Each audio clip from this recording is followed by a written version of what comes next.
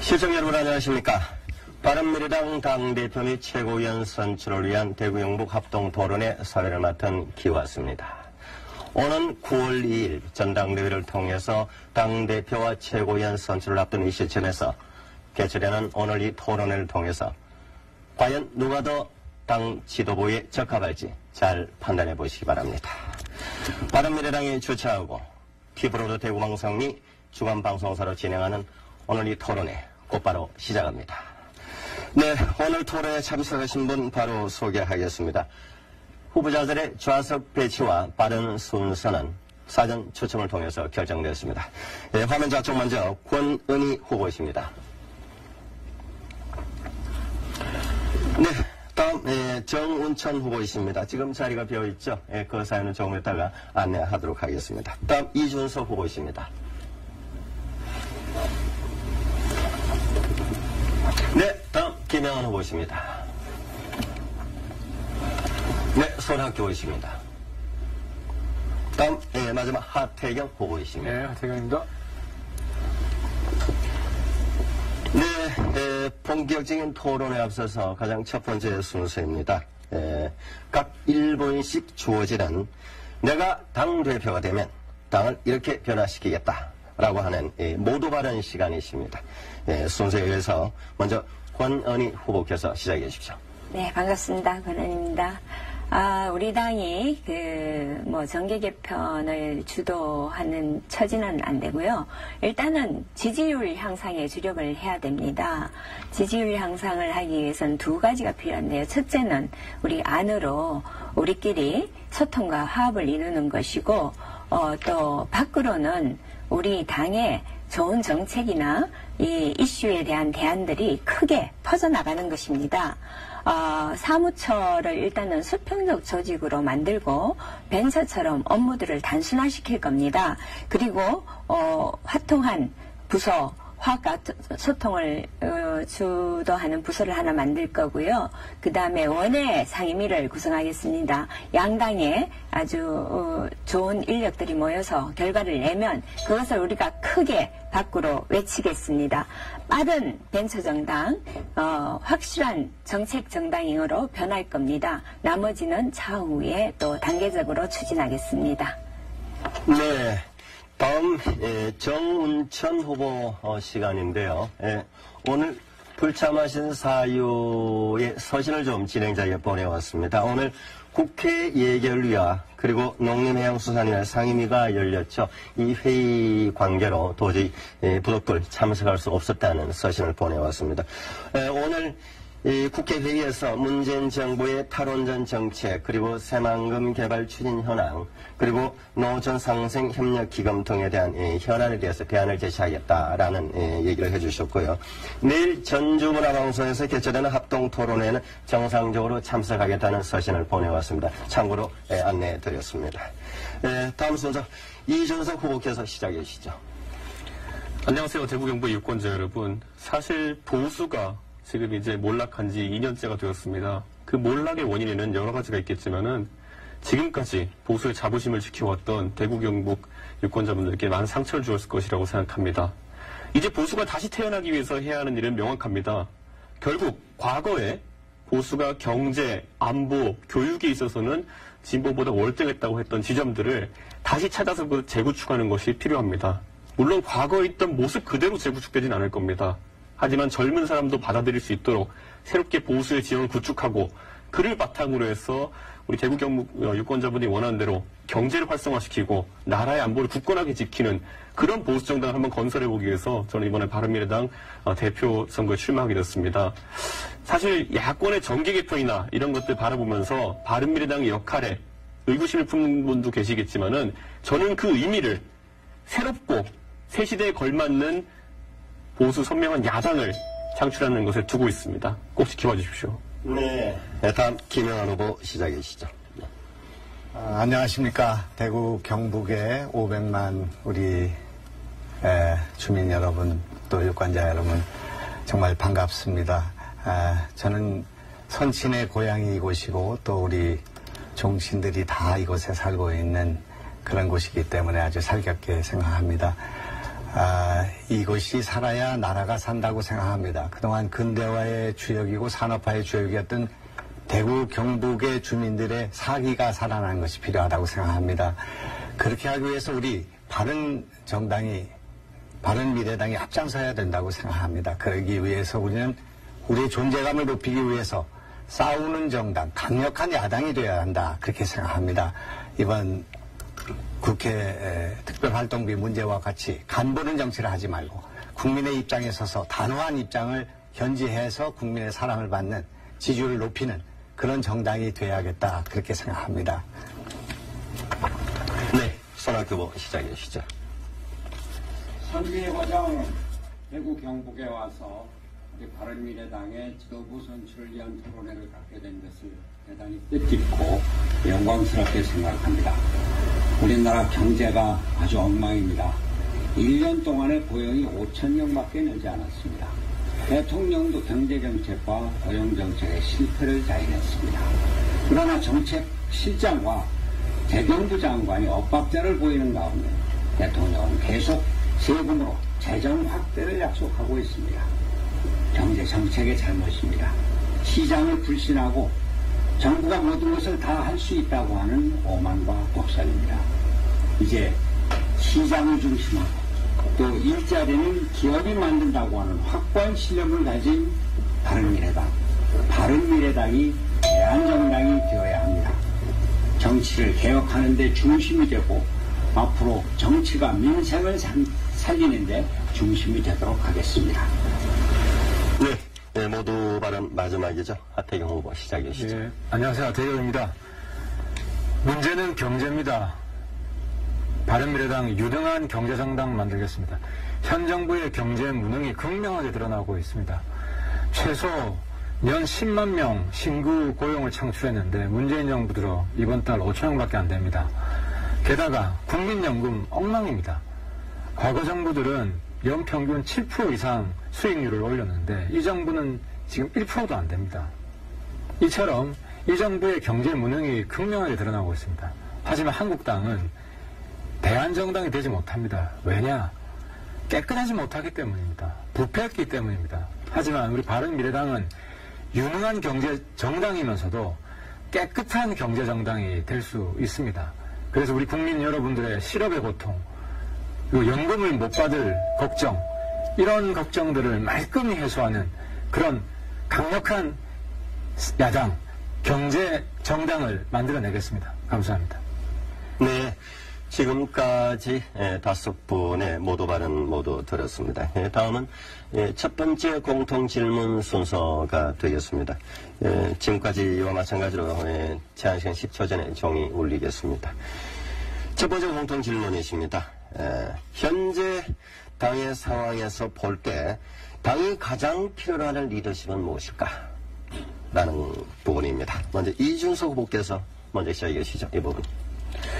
먼저 당이 새로움을 느낄 수 있게 하는 것이 중요하다 봅니다. 먼저 우리 바른미래당은 개혁보수를 자처하는 바른정당, 그리고 새정치를 자처하는 국민의당이 합쳐져서 만들어진 정당입니다. 그 안에 다 새로움이라는 키워드가 들어있고 개혁이라는 키워드가 들어있는데 지금까지의 인적 구성으로는 그런 모습을 완벽하게 보여주지 못했던 것이 사실입니다. 그렇기 때문에 저는 특히 대구에 있는 유권자분들, 경북에 있는 유권자들은 많이 느끼고 계실 겁니다. 자유한국당이 과연 선명한 야당의 모습을 보여줄 수 있겠느냐, 지금까지 보여준 방식으로 성공할 수 있겠느냐에 대해서 회의감을 가지신 분들이 있을 텐데요.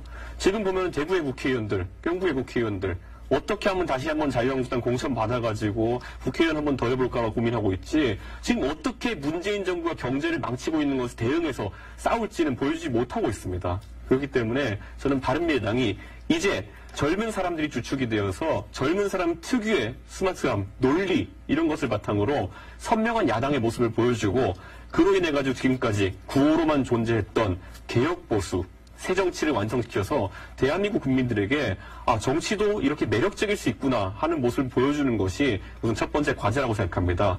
그렇게 하기 위해서 이번에 저는 정당 구조에 대해서 개혁을 하겠다고 이제 이야기했습니다. 지금까지는 국회의원들 자질이 어떤지 관계없이 줄만 잘 서면 공천 주는 문화가 있었습니다. 근데 저 이준석이 당대표가 되면은 적어도 바른미래당은 제가 언론에서 몇 번이 말씀드렸을 겁니다. 국회의원의 자질 공천받는 사람의 자질을 엄격하게 검증해서 자격평가부터 시작해서 국민들이 신뢰할 수 있는 공천을 하도록 하겠습니다. 네. 지금 공통질문 첫 번째 순서죠. 제한시간 1분 30초 범위 내에서의 당에서 필요한 리더십이 무엇인가라는 부분입니다. 다음 김영한 후보 시작해 주시죠. 우리는 바른미래당을 창당했습니다. 국민의당으로 26.74%를 얻었던 지난 총선의 녹색혁명의 뒤를 이은 대개혁이고 대변환이었습니다. 유승민 대표가 이끄는 바른정당과 국민의당이 통합한 것이죠. 그러나 그 지난 총선 과정에서 거기에서 많은 문제를 노정했습니다. 통합의 시너지는커녕 많은 부작용을 낳게 됐기 때문에 지금 이 당의 출범과 같이 전당대회를 마치게 되면 바른정당과 국민의당을 화합시키는 통합의 리더십이 가장 절실하게 필요하다 이렇게 생각합니다. 역지사지해야 합니다. 국민의당 출신들은 바른정당을 생각하고 그 당원을 배려하는 그런 자세가 필요하다 이렇게 생각합니다. 우리는 싸우지 않는 정치를 하겠다. 그렇게 지난 총선에서 말해왔지만 이것은 정쟁을 줄이겠다는 것, 쓸데없는 논쟁을 하지 않겠다는 것이지 여당을 견제하는 잘못된 정치를 견제하는 낡은 정치와 싸우지 않는 정치를 하겠다는 것은 아니었습니다. 그렇기 때문에 우리는 강력히 싸워야 합니다. 강력한 야당이 될 때말로 국민들의 지지와 관심을 받을 수 있다. 저는 그렇게 생각합니다. 간보는 정치를 하지 말아야 합니다. 여기에 붙고 저기에 붙으면 안 된다고 생각합니다. 국민을 바라보고 국민의 편에 서서 국민이 원하는 그것을 과감하게 실천해 나갈 때 국민의 사랑을 받을 수 있다고 생각하고 그런 면에서 국민을 통합함과 동시에 강력한 야당을 만들어야 한다. 그런 싸움을 할 수 있는 지도력을 가져야 한다. 이렇게 생각합니다. 네, 다음 손학규 후보께서 시작해 주시죠. 우리 바른미래당에 대한 국민적인 기대가 커지고 있습니다. 보수와 진보의 통합, 영원함의 통합. 비록 그것이 껍데기 통합이었고 이번 지방선거를 통해서 빈털터리가 됐습니다만 그러나 새로운 정치를 바라는 국민들의 마음은 아직도 큽니다. 우리가 이 국민의 요구에 대답을 해야 합니다. 먼저 통합을 해야 됩니다. 당내 통합, 이것은 선결 과제입니다. 저는 통합의 정치인으로 그동안 자리매김을 해왔습니다. 당내 통합을 이루겠습니다. 개혁해야 합니다. 투명하고 공정한 절차를 거쳐서 당내 인사를 모든 사람이 능력이 있으면은 자리를 차지할 수 있는 이런 내부적인 개혁을 해야 합니다. 우리는 겸손해야 합니다. 가진 것이 없습니다. 가진 것 없이 싸울 수는 없습니다. 힘을 모아서 우리가 대한민국의 국민의 경제를 일으키겠다고 하는 의지를 보여주어야 합니다. 혁신정당으로 4차 산업혁명의 기수가 될 것을 국민들에게 약속을 하고 지금 재정으로 일자리를 만들겠다고 하는 잘못된 경제 철학을 넘어서서 기업이 중심이 되는 시장이 중심이 되는 그런 경제를 일으키겠다고 하겠습니다. 좌절과 낭망을 일으키고 이기는 정당을 만들어 나가도록 하겠습니다. 네. 다음 하태경 후보 시작했어요. 예, 지금 우리 당이 필요로 하는 리더십은 미지근한 리더십이 아니라 화끈한 리더십이 필요합니다. 우리 당 지지율이 5% 내지 7%입니다. 이대로 가다가는 당이 없어집니다. 공중분해됩니다. 당을 살리려면은 화끈하게 정치를 해야 됩니다. 외교 안보는 어떤 선진국이든지 초당적으로 합니다. 외교 안보를 가지고 당쟁을 하지 않습니다. 외교 안보는 도와줄 건 화끈하게 도와줘야 됩니다. 한국당 비판하지 않을 수 없습니다. 한국당은 뭐든지 반대합니다. 그러다 보니까 진짜 반대해야 될 때 국민들이 저 사람들 원래 반대하니까 반대하지 해서 국민들 설득하지를 못합니다. 도와줄 건 도와줘야, 외교 안보 같은 건 도와줘야, 경제 잘 못할 때 야당이 꾸짖으면 국민들에게 호소력이 있는 겁니다. 문재인 정부 정말 경제 엉망입니다. 한국당도 물론 비판을 합니다. 하지만 한국당은 항상 반대만 하는 사람들 이렇게 되니까 그 비판이 민주당 지지자들한테 통하지 않는 겁니다. 하지만 우리 바른미래당은 도울 건 도와주고 비판할 건 비판하기 때문에 중도층 심지어 민주당 지지층까지도 바른미래당이 비판하는 거면 정말 이 정부 잘못하는구나. 귀를 기울이는 겁니다. 이게 바로 정상적인 야당입니다. 제대로 된 야당입니다. 저 하태경 제대로 된 야당 만들어서 강력한 제1야당 만들겠습니다. 지역 말단 그런 야당이 아니라 중심에 서 있는 야당을 만들겠습니다. 네, 첫 번째 공통 질문, 1분 30초씩 주어지는 마지막 순서죠. 권은희 후보께서 시작해 주시죠. 네, 지금 이제 우리 당 현 상황에서 어떤 리더십이 필요하냐는 건데요. 바다가 잔잔할 때는 선장은 그냥 유유히 풍경을 즐기면 됩니다. 근데 바다가 풍랑이 치면 자기가 직접 진두지휘를 해야 합니다. 지금 우리는 풍랑에 갇혀 있습니다. 이 위기 상황에서 우리는 명예직 당대표나 대접받는 리더십은 필요가 없습니다. 직접 팔을 걷어붙이고 발로 뛰는 리더십이 필요합니다. 우리 당이 잘 나갔으면 저는 이렇게 출마를 하지 않았을 겁니다. 왜냐하면 훌륭한 분들이 많이 있으니까요. 하지만 6.13 선거 이후 아무도 보이지 않았습니다. 모두 다 널브러지고 좌절하고 힘이 빠졌습니다. 그래서 저는 저라도 좀 나와야 되겠다고 생각을 했습니다. 저 권한이는 보시다시피 부드럽고 또 겉으로는 부드럽지만 안으로는 강단 있고 억척스러운 없습니다. 엄마 리더십을 가지고 있습니다. 네, 엄마는 멀티플레이어입니다. 지금 우리 당과 같은 상황에서는 엄마 리더십이 필요할 때입니다. 네. 첫 번째 공통 질문 시간 마무리하고 이제 주도권 토론 시간 들어가도록 하겠습니다. 주도권 토론은 한 분당 10분씩 시간이 주어집니다. 최소한 2분 이상에게 질문을 하시면서 때로는 조금 강력한 논쟁도 좀 필요하겠죠. 예. 지금 우리 시청자 여러분께서 보시는 이 화면을 보시면요. 지금 우리 후보자들께서 책상은 지금 거의 없습니다. 바른미래당만 아주 혁신적으로 도입한 무자료 논쟁, 무자료 토론입니다. 지금 앞에 놓여진 것은 우리 방송사에서 준비한 큐시트 정도에 불과합니다. 그걸 참고로 하시고 시청자 여러분께서도 봐주시면 좋겠습니다. 자, 주도권 토론 먼저 시작했는데요. 주도권 토론 김용한 후보께서 먼저 시작을 하시겠습니다. 손학규 후보님하고 좀 고담 준론을 해보겠습니다. 경기도에 일자리 많이 만드셨습니다. 그죠? 파주에 LCD 공장 투자 유치하셨고, 또 광교입니까?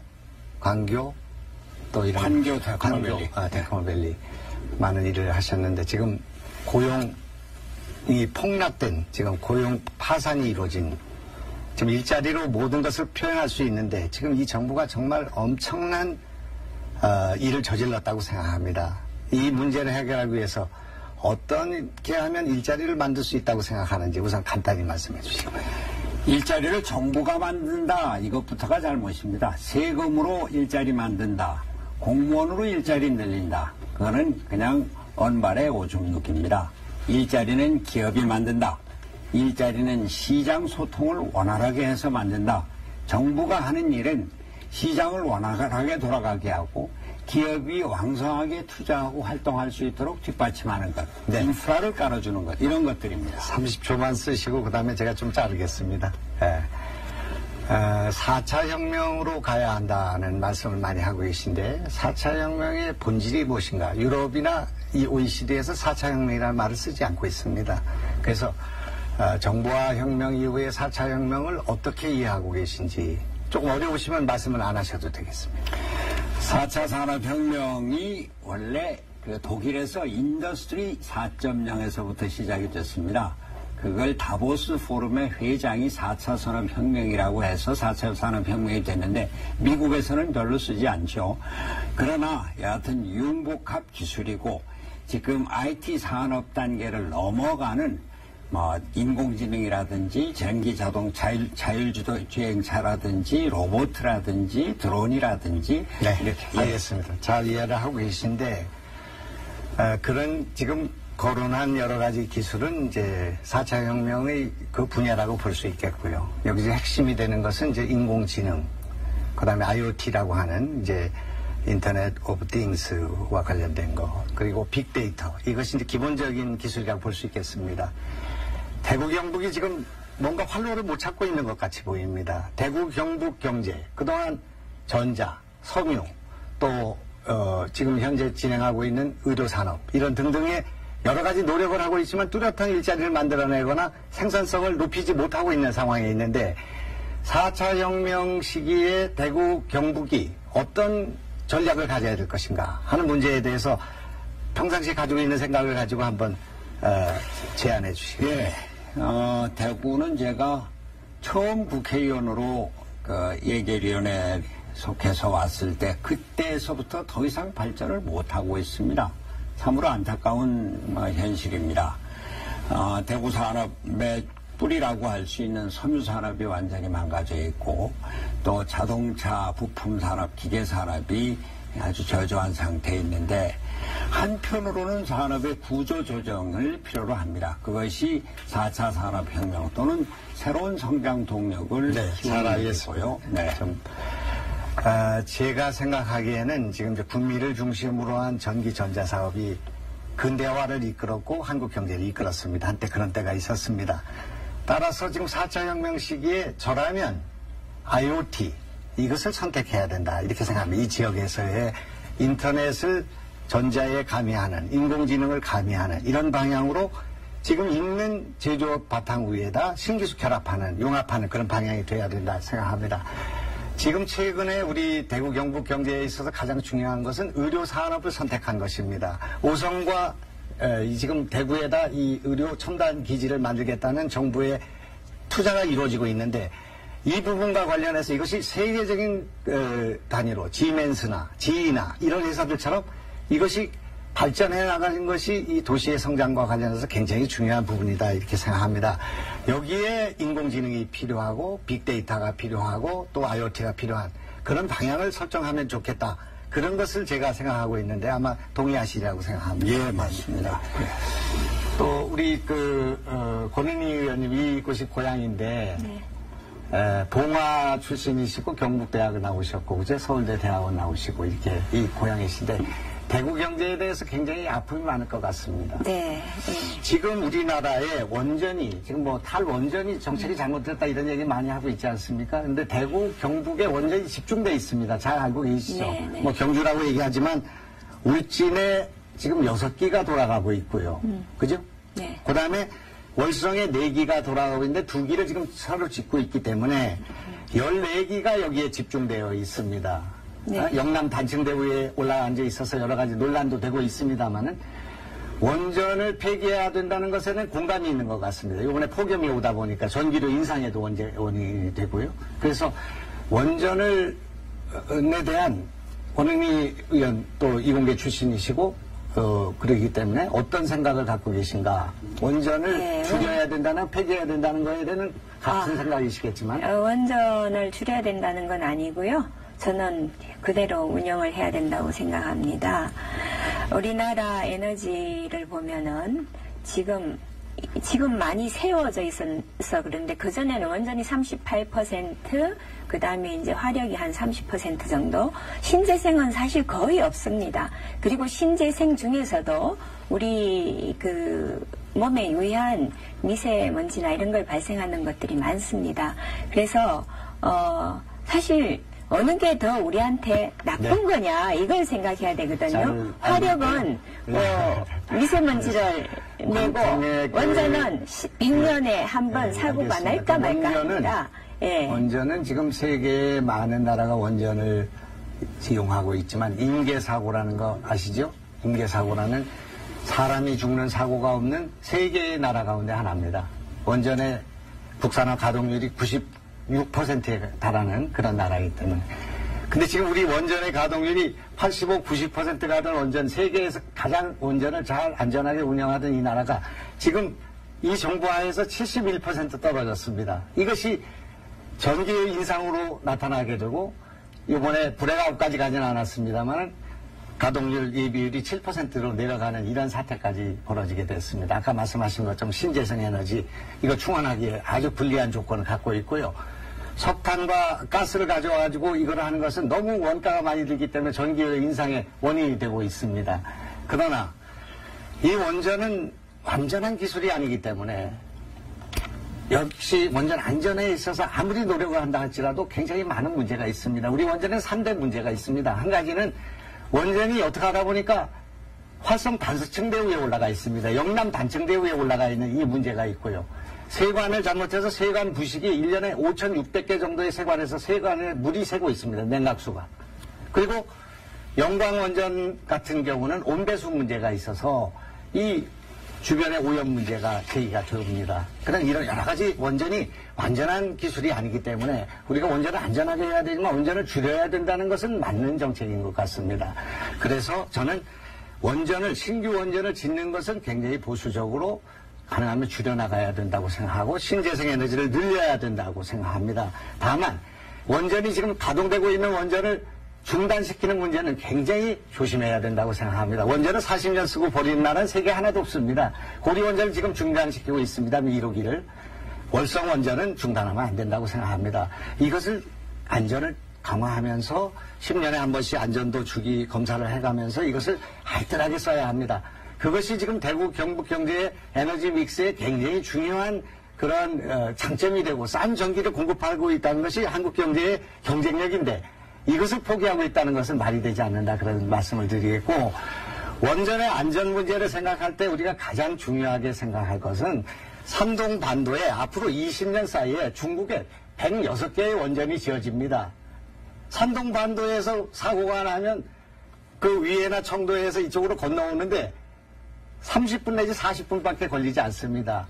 우리 그런 문제가 지금 동북아시아에서 원전의 안전 문제가 제기되는데 우리 원전만 죽인다고 안전이 확보되는 건 아니기 때문에 이런 것을 동북아시아의 같은 시각에서 하고 원전을 안전을 강화하는 가운데 점차적으로 이 원전을 대체하는 에너지를 생각해야 한다 하는 저의 견해에 대해서 권은희 우리 후보님께서 어떻게 생각하시는지. 좋은 말씀 많이 다 하셨는데요.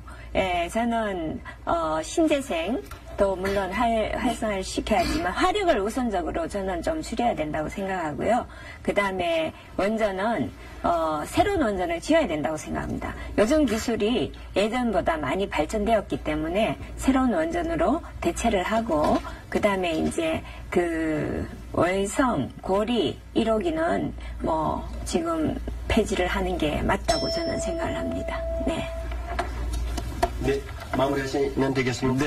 네, 수고하셨습니다. 네. 다음 손학규 후보께서 주도권 토론 시작해 주시죠. 예, 권은희 의원께 여쭙겠습니다. 네.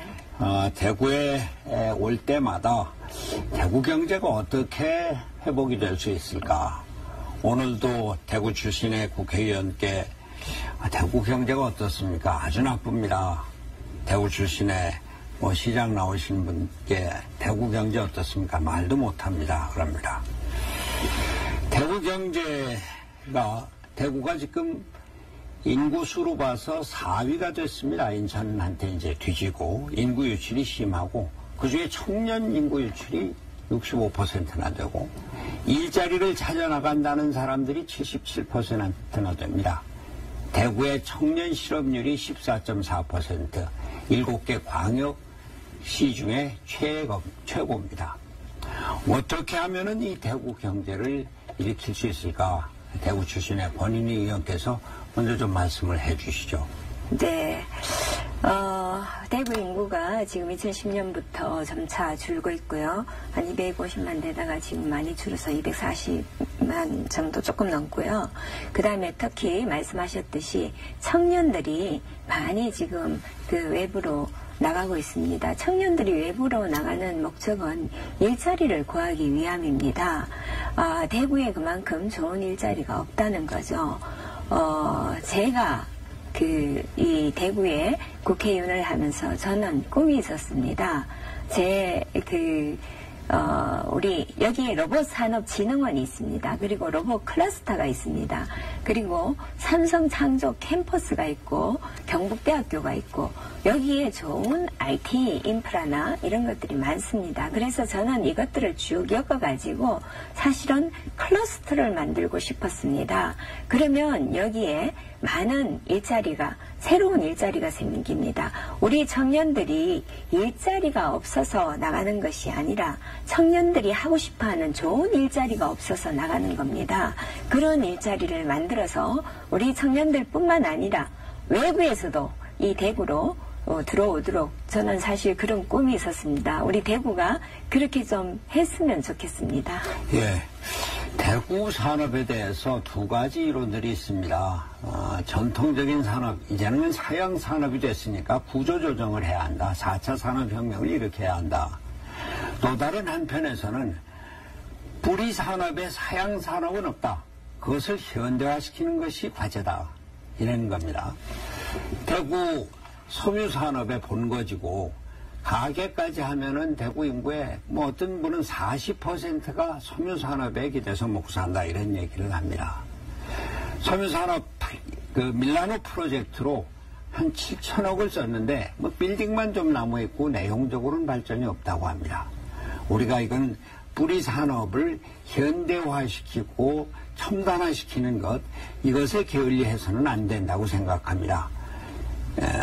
그 섬유나 안경이나 기계, 자동차 부품 이런 산업을 계속 발전시켜야 하는데 다른 한편 역시 구조조정은 아주 꼭 필요한 것입니다. 지금 권은희 의원께서 말씀하셨다시피 이쪽 대구의 로봇 산업의 가능성이 크고 전기 자동차의 가능성이 아주 큰 곳입니다. 이것을 정부에서 적극 투자를 하고 또 이 투자를 할 수 있는 여건을 만들어주는 것 이것이 대구 경제 발전에 대구 그 산업 구조 조정의 기초가 된다 이렇게 생각을 합니다. 오늘 정운천 의원께 뚝딱 경제에 대해서 질문을 드리려고 했는데 안 나오셨네요. 우리나라 경제가 정말로 어렵습니다. 5,000명, 1년에 5,000명밖에 고용 증가가 이루어지지 않았다. 이것은 정말 큰일입니다. 우리나라가 경제적으로 성장을 하려면은 그래도 20만 명에서 30만 명 정도가 고용이 돼야 되는데 1년 동안에 5,000만 명밖에 늘지 않았다. 대통령도 경제정책과 고용정책의 실패를 인정을 하고 팀워크를 잘 이뤄라 이렇게 했습니다. 그런 가운데 정책실장과 재경부 장관은 엇박자를 내면서 정책실장은 조금만 더 참아달라. 재경부 장관은 변화가 필요하다. 이렇게 하고 있습니다. 딴 것이 아닙니다. 지금 청와대가 모든 것을 쥐고 있고 내각도 경제정책을 제대로 운영을 하지 못하고 있고 기업은 정부에서 무슨 얘기할까 발발 떨고 있는 이런 상황입니다.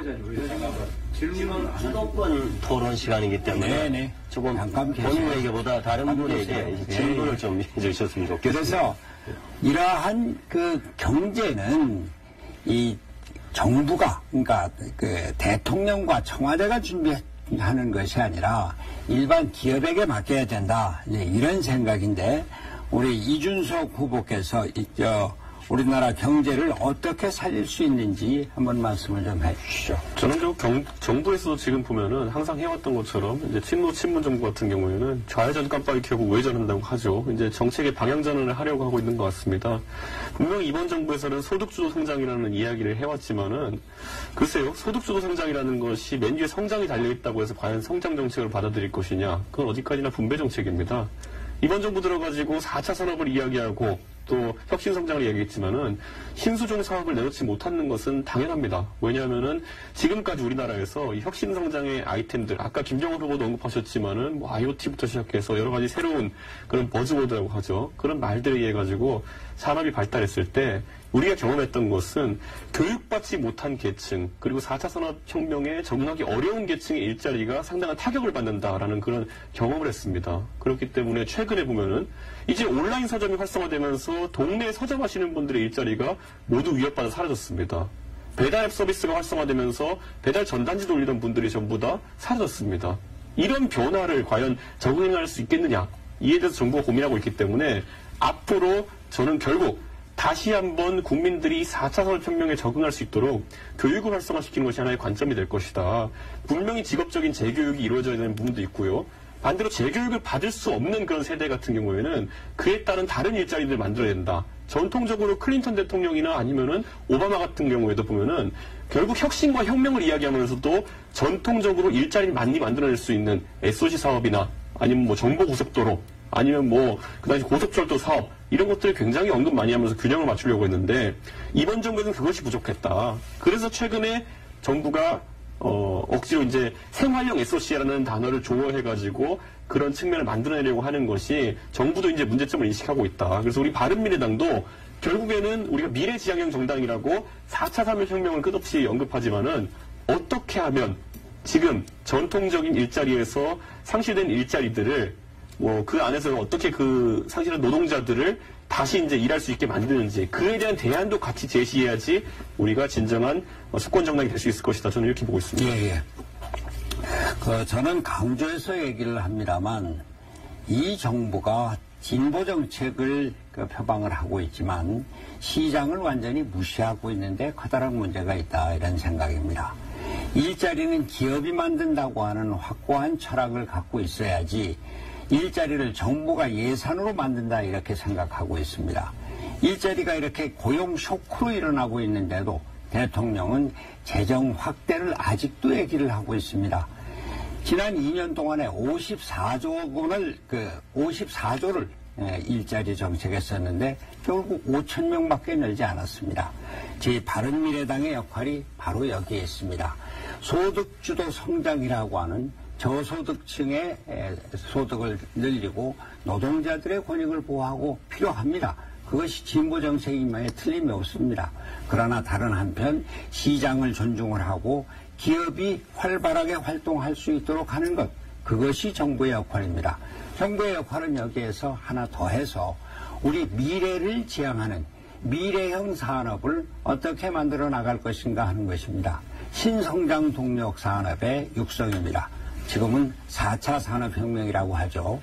제가 경기도지사로 있을 때 LG 디스플레이 단지를 만들고 판교 테크노밸리를 만들고 평택의 그 산업단지를 만들어서 싼 값으로 또는 외국 기업에게 무료로 임대를 해주면서 기업이 투자할 수 있는 여건을 만들어주는 것, 그리고 그 사회 간접 자본을 더욱 확충해주는 것, 이것이 정부의 역할입니다.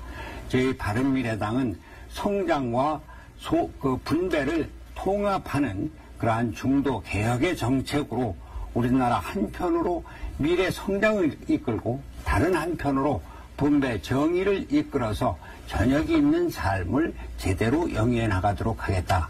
그래서 우리 바른미래당이 이 중도 개혁 정당으로서 위상을 튼튼히 하고 이것을 중심으로 하는 정치 개혁에 선봉에 서서 한국 정치를 바꿔나가겠다, 이런 말씀을 드립니다. 네. 손학규 후보 주도권 시간 마무리되었습니다. 우리 대구 경북은 선비의 고장이라고도 하는데, 우리 대구 경북에 오시면 다들 상대방 공격하는데 굉장히 인사가세요. 주도권 시간은 그야말로 상대방의 좀 날카로운 공격도 하시면서 좀 주고받는 격렬한 이 모습이 좀 보여지면 어떨까 싶습니다. 다음 우리 하태경 후보께서 주도권 시간 가지겠습니다. 시작해 주십시오. 예. 제가 너무 재미없으셔 하는 것 같아서 좀 토론을 해보도록 하겠습니다. 우리 손 후보님께서는 통합의 리더라고 말씀하셨잖아요. 그래서 통합 관련해서 좀 여쭤보겠습니다. 네. 대구에 왔는데요. 안 그래도 어저께인가 한국당의 김성태 원내대표가 바른미래당과 통합할 용의가 있다는 뜻을 비치면서 통합을 하기 위해서 한국당 리모델링 하겠다, 이런 발언을 했더라고요. 한국당과 통합하실 겁니까? 지금 전혀 생각 없습니다. 전혀 생각 없으시죠? 네. 그럼 통합의 리더가 아니시네요. 그런데 다시. 하태경 의원은 어떻게 산수를 그렇게 배우셨나요? 아니, 농담한 겁니다. 너무 예민하게 생각하지 마시고. 제가 지난주 목요일에 우리 당내 토론회 할 때 우리 당 국회의원 26명이라 하신 것이 너무 강렬했습니다. 왜냐하면 우리 당 의원들 중에 우리 당 누구도 26명이란 말을 그 숫자를 한 번도 쓴 적이 없습니다. 그래서 저는 많이 들었는데요. 아니 공개적인 자리에서 저는 정말 한 번도 들은 적이 글쎄, 없습니다. 공개적인 자리가 어떤 자리인지 모릅니다만 우리 바른미래당이 현재 실제 활동하고 있는 의원은 26명이 맞습니다.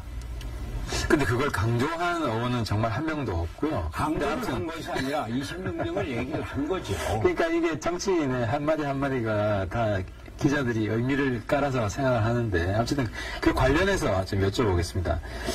그 박선숙 의원이 그 이제 환경부 장관 입각 제안을 할 수도 있다. 박선숙 의원에 대해서. 민주당 쪽에서 그런 이야기가 나왔습니다.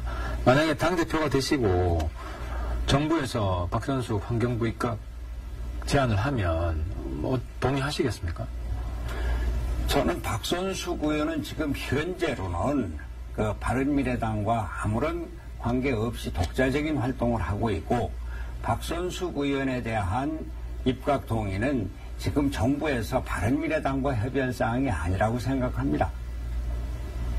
박선숙 의원은 바른미래당 의원이 아니라고 보시는 거네요? 지금 현재로는 그렇죠. 지금 이 정부가 협치를 얘기를 하면서 박선숙 의원에게 입각 제의를 하는 것은 협치다. 이건 협치의 기본을 모르는 거죠. 그러면 협치라고 하는 것은 양당 간에 또는 여러 당이 같이 정책 내용을 협의를 하고 그것에 따라서 우리가 어떤 이제 이런 정책에 대해서는 양보를 하고 이런 정책은 동의를 한다. 잠깐만요. 박선숙 의원에 대해 산정해서. 네. 그럼 박선숙 의원은 현재 당적이 바른미래당인데요. 바른미래당 의원으로 보지 않으신다고 하셨기 때문에 박선숙 의원이 출당을 시켜달라. 왜냐하면 비례대표잖아요. 본인이 탈당하면 의원직 상실되지 않습니까? 그럼 출당을 시켜달라 그러면 출당 시켜주시겠네요? 민평당에 가 있는 세 사람에 대해서도 물어보시죠. 일단 그거 답변 먼저 하시고. 박선숙 왜 의원이. 출당을 시킵니까? 비례대표는 그 당의 지금 그 비례대표 그 뜻에 따라서 그 당적을 유지하고 있는 것이고, 지금 우리가 민평당에 있는 그 새 의원 또 박선숙 의원 지금 분명한 의견을 얘기를 하지는 않고 있습니다만 사실상 당을 떠나서 독자적인 활동을 하고 있는 거 아닙니까? 그것을 얘기를 한 거지. 왜 지금 박선숙 의원에 대한 출당 얘기가 나옵니까? 아니, 바른미래당, 그러니까 김동철 비대위원장도 그렇고 김관영 원내대표도 그렇고 박선숙 환경부 장관 이야기가 나왔을 때 이건 우리 당과 상의할 문제다. 강력히 항의를 했는데요. 그 입장과는 다르다는 그런 말씀을 하신 거잖아요. 지금 김동철 위원장 얘기는 잘 모르겠습니다만 지금 여하튼 정부에서 박선숙 의원에 대해서 입각 제의를 하는 것은 우리 바른미래당의 그 당 소속 의원으로서가 아니라 박선숙 의원 개인을 갖고 하는 것이니까 당 차원에서 대응할 일이 아니다. 아니, 그 의원직이 우리 당 사실상 안철수 대표 때문에 비례된 분 아닌가요? 그분을 알아서 비례를 찍어준 게 아니라. 그러니까, 우리 바른미래당의 또 다른 뿌리인 국민의당이 있었기 때문에 비례가 되신 것이지, 그분 혼자서 내가 비례될래 된 게 아니지 않습니까? 근데 어떻게 우리 당과 분리해서 그분의 거취를 생각하실 수 있습니까? 저는 굉장히 이건 충격적인 답변을 말이죠. 이건 이 정도 입장이 확인이 됐으니까요. 그 다음에 아까 말씀하셨던 그 세 분의 민평당으로 가고 싶다고 하는 세 분의 의원이 있지 않습니까? 제가 이름도 잘 기억이 안 나는데 이름은 굳이 언급 안 하겠습니다. 세 분 누군지 다 아시길 테니까요. 그럼 세 분은 어떻게 하시겠습니까? 그 쪽으로 보내주시겠습니까? 왜 보내준다는 얘기를 별 안 가냐 하십니까? 지금 그대로 있는데요. 아니, 거기서 보내달라고 하지 않습니까? 당적은 우리 당이고 실제 활동은 거기 가서 하고 있는 것이고 이게 모순된 상태인데, 저는 제가 당 대표가 되면은 그분들 박선숙 의원 포함해서 다시 와서 활동을 하자, 그렇게 촉구를 할 생각입니다. 세 분들 지금 출당시켜달라는 것을 설득해서 막겠다. 그럼 그러면은 앞으로 30명이라고 하십시오. 그걸. 그런 숫자 노름 갖고 얘기하지 마시고 지금 현재 우리 당이 운영할 수 있는 국회의원이 26명이라고 하는 얘기입니다. 그러니까 현실을 얘기를 굳이 이 언급 강조하지 않아도 되는 이야기를 자꾸 강조하시는 데 얘기를 있어서 하지 않아도 될 얘기를 왜 여기 제가 질문 좀 끊겠습니다. 어쨌든 우리 당원들이 그 부분을 평가하실 거라고 보입니다. 그러니까 그 세 분뿐이 아니라 그 네 분도 우리 당 소속감을 높여서 우리 당 동지로서 같이 활동시키겠다고 하는 의지를 피력하셨음에도 불구하고 그런 목표 지향성을 분명히 말씀을 하셔야죠. 아무튼 그 부분은 입장이 확인이 됐으니까요. 당원들이 알아서 판단하실 것 같고. 그 다음에 이제 우리 손 후보님 지난번 그 부산 방송에서 강력히 부인하셔가지고 저는 팩트 관계 다시 한번 확인해 봤습니다. 어떤 문제냐면 DJP 연대에 관련 발언을 전혀 하지 않으셨다고 하셨는데 진짜 하지 않으셨어요, 지난주? 지난번에 예경의 신 DJP 연대를 얘기를 하셨습니다. 나는 DJP 연대 얘기는 오래전부터 김대중 대통령의 중요한 업적으로 얘기를 했고 지금 신 DJP 얘기는 한 일이 없다 이 말이죠. 아니 그게 아니라 그러니까 신 DJP 이야기가 나온 맥락이 그러니까 DJP 연대는 말씀하신 거 방금 인정하셨잖아요, 그죠? 아니 DJP 연대는 제가 얼마 전부터 얘기를 한 건데. 그 당내 토론에서도 말씀하셨잖아요. 그럼요. 그러니까 그 나온 맥락이 그 손 후보의 이 목표가 이 중대선거구제 그리고 연립정부 중대선거구제는 제가 얘기한 바가 없습니다. 이거 분명히 말씀을 드리는 게 연동형 비례대표제를 얘기를 했고 그것은 다당제 합의 민주주의를 위한 기초가 되는 것이다. 그래서 선거제도를 개편하는 것이 지금 그 헌법 개정에 앞서서 이루어져야 한다. 그럼 말씀을 드립니다. 선거구제 개편에서 중대선거구제는 반대하십니까? 저는 그 생각은 해본 일이 없습니다. 여기 입장이 없으시고 그럼 선거구제도 일단 연동형 비례대표제 독일식입니다. 그거 하나만 지금 동의하시는 거고요. 어쨌든 계속해서 연립정부를 강조하시면서 김대중 정부 때 가장 모범적인 연립정부가 있었다는 말씀을 하셨기 때문에 당연히 그 말씀을 들으면은 연립정부를 하려고 하는데 김대중 정부 때 연립정부가 가장 모범이라고 하니까 DJP 연대, 신 DJP 연대라는 말이 나온 겁니다. 아마 거기에 대해서는 연대 얘기는 한 일이 없고요. 네, 알겠습니다. 거기에 제가 대해서는 지금 지향하는 바는 그 제왕적 대통령제가 이제 끝났다. 지금 경제가 엉망인 것도 대통령이 청와대 정부가 모든 걸 다 하는 것이기 때문이다. 다당제 협의 민주주의를 독일식으로 해서 그것을 위한 연동제, 연동형 비례대표제를 만들고 그것을 위한 선거제도 그 정도 하시고 시간이 얼마 안 말씀을 남아서 어쨌든 지난번처럼 그 부산 토론처럼 제가 확인을 했는데 문재인 정부 하에서 바른미래당은 문재인 정부와 연립정부를 하지 않겠다는 건 분명히 하셨죠. 아니, 문재인 정부하고 지금 무슨 상관인데 자꾸 문재인 그죠? 정부를 얘기를 하세요. 주변에서 재산 확인해달라고 해서 주변에서라는 얘기를 하지 마시고 하태경 의원 본인의 저도 의심스럽습니다. 계속해서 뭐 의심스러워. 아니 이제 문재인 정부 때 우리 바른미래당이 공세로 삼지 말아라. 이건 공세 취할만 합니다. 왜냐하면 문재인 정부 때 이란 대표가 뭐 할 건지를 이야기를 해야 되는데 연립정부를 이야기하면 당연히 문재인 정부 하에서 이해를 하지. 제가 얘기하는 거는 그 강진 만덕산 그러니까 이거는 우리 당이 정권을 잡았을 때 대통령제를 폐지하고 알겠습니다. 그러니까 그 얘기입니다. 우리 당이 이후에 정권을 잡았을 때 연립정부 하겠다는 거고요. 한 가지 질문 시간이 마지막 질문을 김영환 후보님한테 문재인 대통령이 20초 남았는데 무슨 질문을 합니까? 다음에 좀 10분짜리 그다음 또 시간 되시잖아요. 그러니까 평화는 경제다라는 말을 했어요. 여기에 대해서 한 말씀 답변 좀 해주십시오. 제가 이거 좀 길게 시간을 드리려고 했는데 죄송합니다. 평화는 경제다라는 답변을 하기에는 시간이 너무 짧아가지고 4초밖에 남지 않았어요. 요다음에 우리 다음 기회로 가시는 게 좋을 것 같습니다. 주도권 시간 10분 안에는 뭐 끝날 무렵에는 본인께서 조금 마무리를 하시는 거 어디도 위험하지 않겠나. 오늘 성남께서 너무 지략된 답변을 해주셔가지고 제가 끊지를 못했습니다. 네. 우리 하태경 후보께서 주도권 토론은 경상도말로 단디라는 말 혹시 아세요? 제가 봤을 때는 한두 분께 더 해서는 참 좋았을 텐데 싶지만 어쨌든 굉장히 단디하신 것 같습니다. 네. 재밌으셨죠? 네. 오늘 아실 겁니다. 예.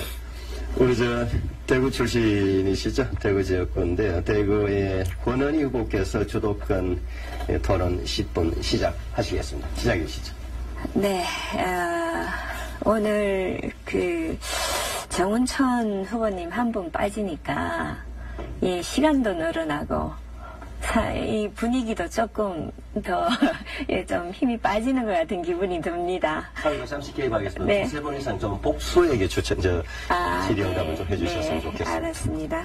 뭐 저야 항상 우리 또 존경하는 손학규 후보님한테 먼저 하죠.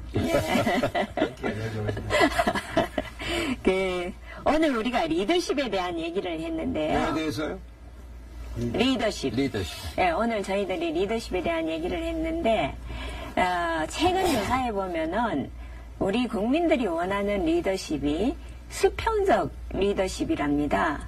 그래서 뭐 박원순 시장이 서울 그 옥탑방에 산 거 우리는 뭐 그 쇼라고 얘기를 하지만 또 국민들 입장에서는 어떤 그런 수평적 리더십의 차원에서 또 이해를 하는 것 같습니다. 근데 우리 손학규 후보님은 사실 좀 오랫동안 정치를 하셨고 또 이제 연세도 어느 정도 있으시기 때문에 제가 볼 때는 수평적 리더십보다는 좀 위계적인 리더십에 길들어지지 않으셨을까 그런 생각이 듭니다. 그러면 손학규 후보님이 어쨌든 지금에 맞는 리더십으로 바뀌어야 되는데요. 어떻게 바꾸실 건지 그거에 대해서 좀 말씀을 해주시기 바랍니다. 저는 제가 위계적 리더십을 행사했다 이렇게 생각해 본 일이 없는데요. 제가 그 당을 운영을 할 때나 경기도지사 때나 또 보건복지부 장관 때나 항상 제 생각은 경기도 직원들이 여러분들이 도지사다. 보건복지부 직원들에게 여러분들이 장관이다.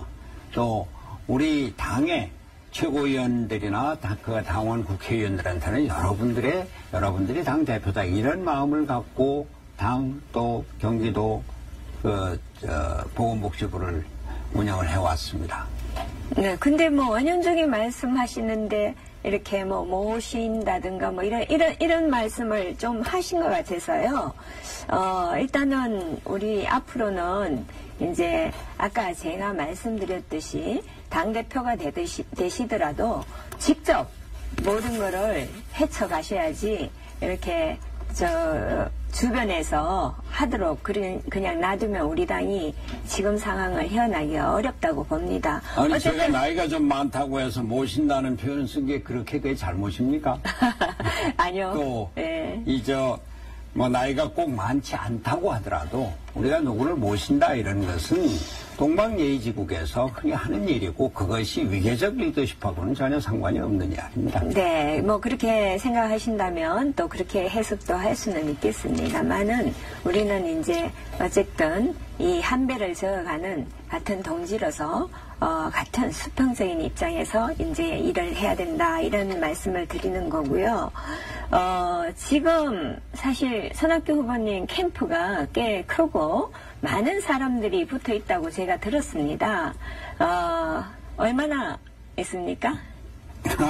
뭐 많다고 그러면은 많을 수 있고 적다면은 적을 수가 있는데요. 네. 제가 한 가지만 말씀드릴게요. 네. 어제 어떤 분들이 구청장을 했던 분들이 지지 선언을 한다고 그래서 그런 것은 손학규 정치에 맞지 않다. 우리가 줄 세우기 정치를 하거나 패거리 정치를 해서는 되지 않는다. 하지 않으셨으면 좋겠다. 네, 잘하셨습니다. 하지 않은 일이 있습니다. 네, 잘하셨고요. 사실 우리가 전 정권에 봐도 리더가 문제가 아니라 그 주변인이 문제입니다. 현 정권도 마찬가지입니다. 리더가 문제가 아니라 대통령이 문제가 아니라 주변에 있는 사람들이 문제죠. 결국은 눈을 가리고 자기들의 이익만 위해가지고 사실 하고 있습니다. 그런데 우리가 이제 선거를 하게 되면은 항상 그게 왜 지금 그런 분들이 있느냐. 코드 인사 때문입니다. 나에게 봉사를 해준 사람들에 대한 보온을 하고 또 나와 코드가 맞는 사람을 넣기 때문입니다. 지금 사실 우리 당내에 떠돌아다니는 소문이 있습니다. 벌써 인사가 다 됐어요. 물론 당대표는 손학규 대표님이시고요. 사무총장 누구, 최고위원 2자리 누구, 정세균 회장은 누구, 뭐 이렇게 지금 막 떠돌아다니고 있습니다. 그 누군지 한번 좀 얘기 좀 해봐 주시죠. 사람 이름까지는 제가 거론하기가 힘들고요. 나중에 살짝 말씀드릴 거고요. 제가 여기서 이제 후보님께 말씀드리고 싶은 것은 그겁니다. 지금 많은 분들이 이렇게 봉사를 하고 있는데 우리가 이제 제가 주장하는 게 새 판을 짜자는 거 아닙니까? 그러면 여태까지 당에서 어떤 지도부로 활동하신 분들 고생하셨으니까 그분들 좀 내려놓고 쉬게 하시고 또 캠프에서 주도적으로 역할을 하시는 분들 고맙지만 한 텀은 조금 쉬도록 하시고 우리 대표에게 쓴소리를 할 수 있는 사람 우리 당을 위해서 그렇게 역할을 할 수 있는 사람 그런 사람을 좀 우리 대표님이 해주시면 좋겠다. 아까 투명하고 투명한 어떤 절차를 거치겠다. 또 내부 개혁을 당내 인사를 공정하게 하고 내부 개혁을 하겠다고 말씀을 하셨습니다. 이 부분에 대해서 약속을 꼭 지켜주실 거예요. 네, 저를 대표로 선출을 해주시겠구만요. 근데 네. 사무총장 최고위원이다, 정책위 의장이다. 저 머릿속에 지금 아무 생각이 없습니다. 저는 네. 당 대표가 네, 그렇게 믿겠습니다. 것이고, 네, 고맙습니다. 투명성과 네. 공정성은 저희 인사의 기본 원칙이 될 겁니다. 우리 이준석 후보한테 묻겠는데요. 제가 대구 북구 국회의원 하면서 17년 동안 비어있던 제일모직 부지를 삼성 창조 캠퍼스로 탈바꿈 시켰습니다. 혹시 가보셨습니까? 가보진 못했지만 언론 보도를 통해서 많이 접했습니다. 아, 그래요? 예. 거기 지금 이제 벤처들도 들어와 있고, 또 많은 사람들이 공원처럼 또 사용을 하고, 그렇게 하는데요. 지금 우리 박근혜 정권에서도 창조경제혁신센터 이것을 이제 지역마다 운영을 했었는데요. 결국은 이게 대중소 어떤 생태계를 마련할 노력이라고 생각합니다. 그것을 너무 급작스럽게 쇼를 하듯이 늘리는 거는 문제가 있지만 실제로 중소기업들이 대기업들의 도움을 받으면 더 크게 뻗어나갈 수가 있습니다. 벤처들도 그렇고요. 네, 여기에 대해서 우리 이준석 후보는 어떤 생각을 가지고 있는지요? 결국 대기업에서 활성화시킬 수 있는 것은 지적재산권 등을 이제 젊은 도전하는 사람들과 공유할 수 있는 방법은 첫 번째일 거고요. 우리가 잘 알고 있는 대한민국의 IT 기업들, 벤처 기업들 상당수는 그중에 성공한 것들은 사실 대기업의 사내 벤처를 시작한 기업들이 많습니다. 우리가 잘 알고 있는 네이버 같은 경우도 그렇게 처음 시작했고요.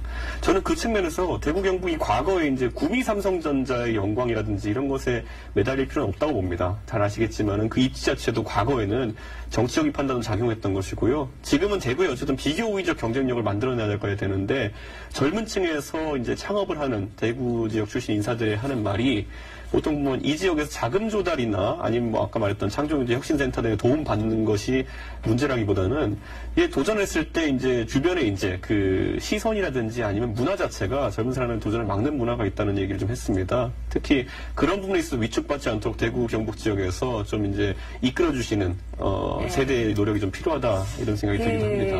이제 주로 대기업들이 자금 지원 이런 것보다는 팔로 개척을 참 어려운데 그런 부분이나 또는 글로벌 시장 개척이 어렵습니다. 그런 부분에 많은 도움이 저는 될 거라고 생각을 하고요.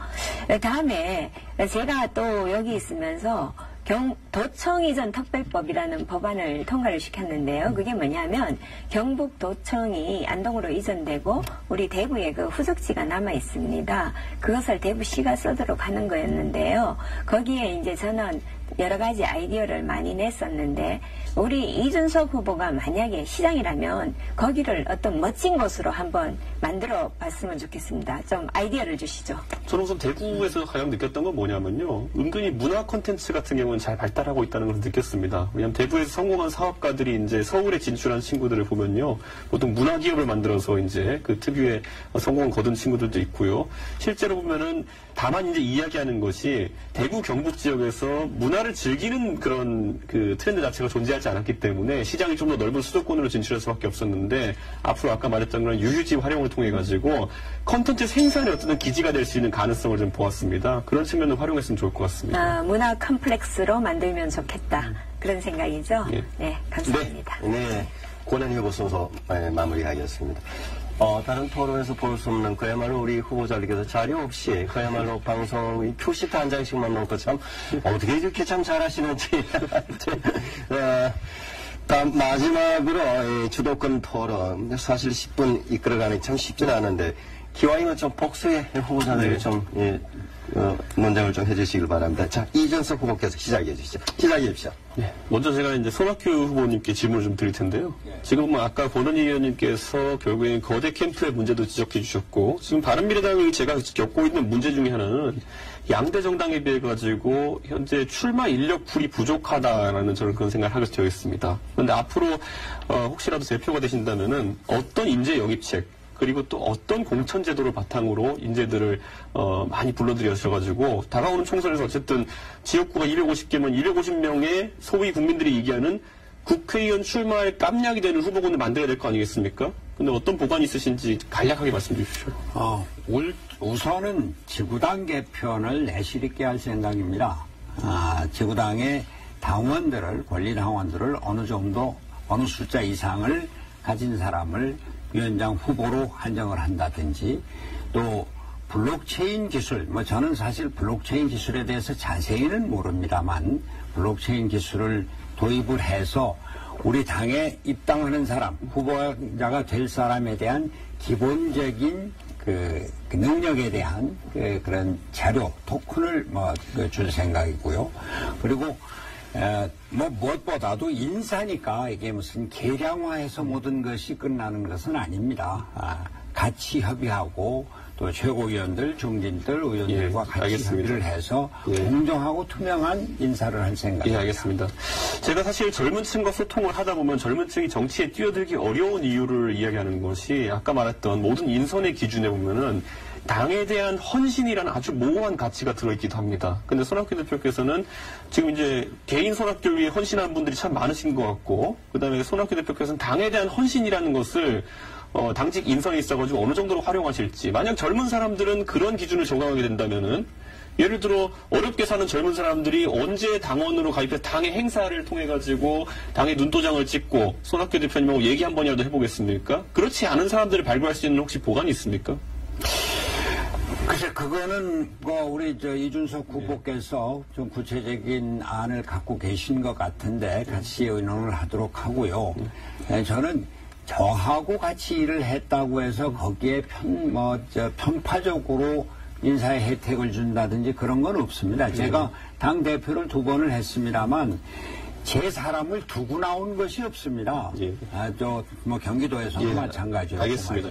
방법에 대한 토론이 이력을 여쭤본 게 아니라 가지고요. 제가 여기까지 끊도록 하겠습니다. 그런데 또 하태경 의원께 한번 질문을 드리고 싶습니다.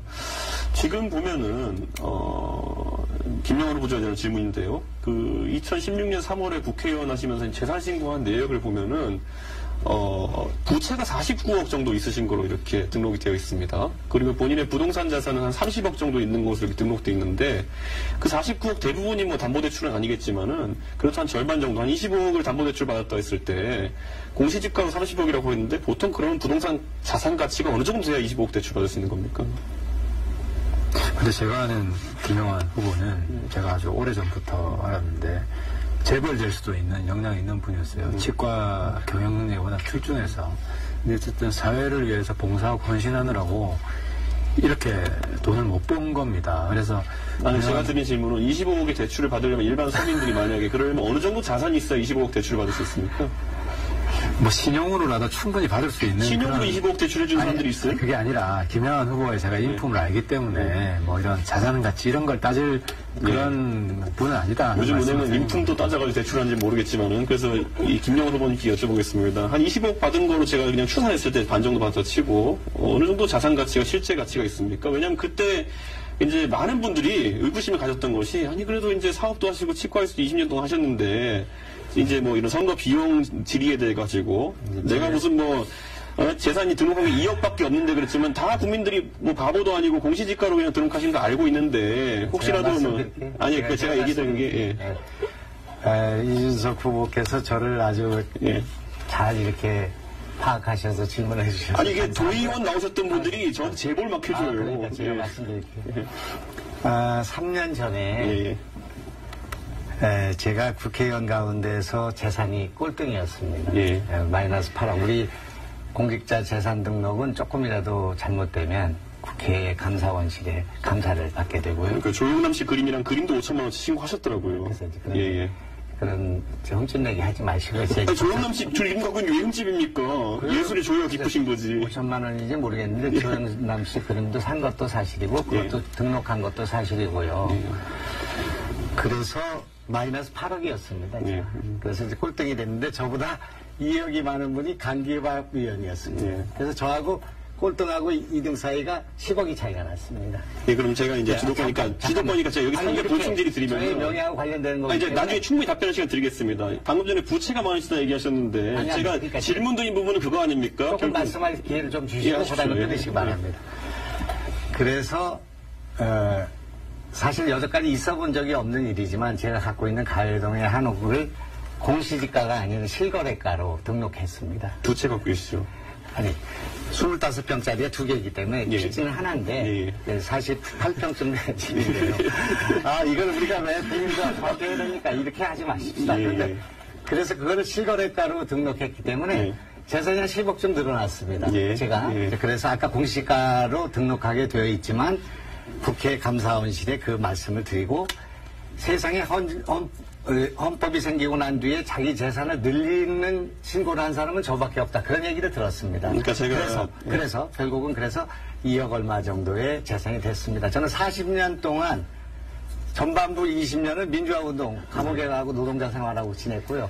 후반부 20년 동안 정치했습니다. 그래서 제가 의사했지만 의료를 하게 된 것은 한 대선 끝나고 1년 정도를 전업으로 했고 거의 경제활동을 하지 못한 상태에서 제가 돈이 어떻게 만들어질 수 있겠습니까? 아니, 그러니까 제가 이제 이쯤 듣겠습니다. 제가 이제 말씀드리는 거는 다른 후보자에 비해, 제가 흠집내는 게 다른 후보자에 비해서 특별하게 경제 상황이 안 좋은 상황은 아니다. 왜냐하면 30억대 부동산을 보유하고 있고 49억 원의 대출 받은 사람이라면은 자세한 설명 필요 없이 대충 국민들이 어떤 상황인지 알아요. 그 상황 속에서 손학규 후보자님께 질문드리고 싶은 게 지금 보면 그럼 김영환 후보자에 대해 가지고 지원을 결정했을 때 처음에 그 선대위 논의에서 이런 것도 있었다는 제보가 실제 그 자리에 배석했던 사람들 나오는 것이 처음에 도의원, 시의원, 구의원 출마한 분들 기탁금을 전액 당에서 부담하는 것으로 안이 나와서 결정했다고 합니다. 맞습니까? 대단히 죄송한 말씀입니다만 어떻게 얼마나 지원하고 이런 거는 제가 몰랐고요. 저는 김영환 후보하고 아니요. 질문을 다시 한번 드리자면요. 처음에 선대위에서 출마한 후보자들의 사기를 북돋기 위해 가지고 구의원, 시의원, 구청장에 출마하신 분들의 기탁금은 우선 당에서 전액 부담하자라고 이야기했었는데 선대위에서는 제가 아니 명예직이라든지 배석하셨던 회의에서 무슨 일인지 기억 못 하십니까? 그런 논의를 한 적이 없습니다. 네. 최고에서 결정. 예, 최고에서 결정했는데 그럼 그 상황에서 그것이 최고에서 50% 주기로 결정. 아니요. 처음에 분명 회의에서 100% 지원하기로 했다고 이제 지원할 지금 있거든요. 100% 지원하자는 안도 있었는데 종합적인 토의 결과 그래서 최종적으로 안이 나온 것이 일반 후보자에게는 50%씩 지원하고 광역자치단체장에게는 추가 지원하기로 된 것이죠. 광역단체장은 워낙 총액이 커서 좀 다른 기준으로 주기로 했습니다. 예, 실제로 그래서 그 후보자들이 그걸 질의하길래 실제로 어떻게 변화한 건지 이제 말씀을 드리는 거고요. 저는 그래서 또 한 번 이제 권은희 의원님께 질문드리고 싶은 게요. 대구 지역에 이제 보수 정서라는 걸 우리가 감안했을 때 바른미래당이 정기 개편 과정 속에서 어떤 역할을 할 것인가 궁금해하는 분들이 많습니다. 권은희 의원 개인의 소견 어떻게 되신지 여쭤보고 싶습니다. 네, 지금 이제 정계 개편을 다당제로 갈 거냐, 양당제로 갈 거냐에 따라 이제 여러 가지 우리 바른미래당의 행보가 달라지겠죠. 근데 이제 지금 전반적으로 이 정계 개편은 초선구제를 중선거구제로 또 이제 연동형 비례대표제를 하자. 일단은 방향이 이런 쪽으로 좀 잡히고 있고 저도 거기에 동의를 합니다. 그렇게 한다면은 우리 바른미래당이 대구에서 충분히 이 설 입지가 저는 생길 보충으로 거라고. 자유한국당과의 관계 설정 어떻게 할지에 대해서 한번 여쭤볼 수 있을까요? 자유한국당과의 관계 설정은 저는 이 시기에 논할 것이 아니라고 봅니다. 저는 계속 지속적으로 제가 주장하는 것은 우리가 먼저 힘을 길러야 된다. 6%의 정당으로 7% 정당으로 할 수 있는 게 뭡니까? 자유한국당하고 합당한다고 자유한국당에서 당대당으로 인정을 해줄 거냐? 저는 그것도 아니라고 봅니다. 그렇기 때문에 일단은 우리가 국민들의 마음을 사고 지지율을 높이자. 그게 지금 제가 당대표가 된다면 저는 그렇게 나갈 겁니다. 네. 그리고 마지막으로 김영환 후보자님께 20초 남았는데 혹시 이번 선거 비용 관련해가지고 다시 한번 유감을 표명할 의사가 있으신지 한번 여쭤보겠습니다. 시간이 너무 짧아서. 미안합니다. 한데 5초도 안 걸려요. 미안하다고 생각하지 않습니다. 제가 같이 출마한 후보자들한테 나만 많이 지원받는 것이 미안하지 않다. 당선되지 못하고 예. 좋은 성적을 못 낸 것을 예. 미안하게 생각합니다. 네, 이준석 후보의 주도권 토론의 시간은 마무리를 하겠습니다. 네. 제가 봐도 조금 아쉬운 부분이 없지 않아 있는 것 같은데. 다음 이 시간은요, 우리가 최초로 지금 도입하는 그 순서입니다. 이름하여 키워드 토크라고 해서 우리 후보의 캠프에서 이 선정한 키워드를 진행자인 제가 저도 본 적이 없습니다. 이걸 좀 무작위로 뽑아서 한 분께 보여드리면서 돌아가면서 그에 대한 답변을 듣는 시간 2분입니다. 이걸 한번 진행을 하도록 하겠습니다. 근데 참고로요, 이 각 캠퍼에서 정해진 것은 누군가에게 좀 이렇게 좀 공격을 하거나 뭐가 좀 그러기 위해서 좀 정했는데 본인이 걸릴 수가 있어요, 소위. 속칭 이제 복글복이 될 수도 있는 겁니다. 자, 진행하겠습니다. 먼저 제가 하나 든 거, 손학규 후보께 보여드리겠습니다. 제가 먼저 개봉하겠습니다. 바로 이겁니다. 그거 제가 내놓은 거거든요. 네. 제가 그 마무리 발언을 하려고 했었던 걸 먼저 해야 되겠네요. 아까도 말씀드렸습니다만, 우리는 첫째도 통합, 둘째도 통합, 셋째도 통합입니다. 우리 지난번 지방선거 왜 그렇게 완전히 참패를 했습니까? 완전히 거덜나지 않았습니까? 지도부가 싸우면서 국민들에게 우리 표 좀 주십시오. 누가 표를 주겠고 누가 바른미래당을 쳐다보겠습니까? 우리 바른미래당 영남과 호남이 통합하고 보수와 진보가 통합을 한 새로운 정치의 길을 나섰습니다. 제3의 길을 나선 겁니다. 그런데 그 가치는 아직 엄연하게 살아있습니다.